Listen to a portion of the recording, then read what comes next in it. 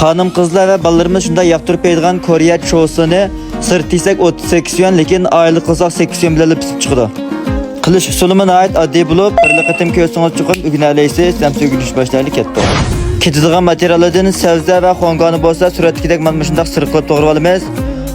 Oldin belliq qilib tayyor qilib olgan to'q go'shtni mayda oldi-keyinni dog'lab pishirib olamiz. Navoda to'q go'shtni belliq qilishni bilmagan tuqqanlarimiz men ayrim gap qilsanglar bo'ladi. Arqadan to'q go'shtni suratdagidek qalamchi qilib to'g'rab olib, qozonga yana 2 tal xurozning tuxumini chiqib, nefis holatda tuxum poshkuli qilib suzib olgandan keyin suratdagidek buni o'xshash qalamchi qilib to'g'rab olamiz. Sho'siga mifan kam bos bo'lmaydi, butun materialni tayyor qilib bo'ldik. Mana suratdagidek mana shu materialning hammasi to'liq bo'lgandan keyin qilish boshlab ketaylik. Endi cho'ng ustamning sho'si zisay bilan cho'si jon tayyor qila olaylik.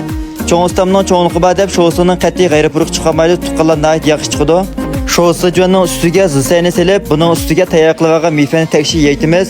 Mifani suratdagidek mana bu shalatga kelib bo'lgandan keyin biz boya tayyor qilib olgan sabza, tarxamaklarni selib, ikki tarafiga bir taldan to'q go'shi ustiga bo'lsa, tuxumning poshkulini solgandan keyin suratdagidek qo'limizni aplik qilib, nayt ehtiyotchanlik bilan chiroyli yo'g'ib olgandan keyin qo'limiz orqali birdam cho'giltib, sho'sini taxmin chin qilib olamiz. Ko'rib misha kelgan urug' tuqqanlarim qo'llash yusidan yurakdan birini bagaj ko'rsanglar rahmat.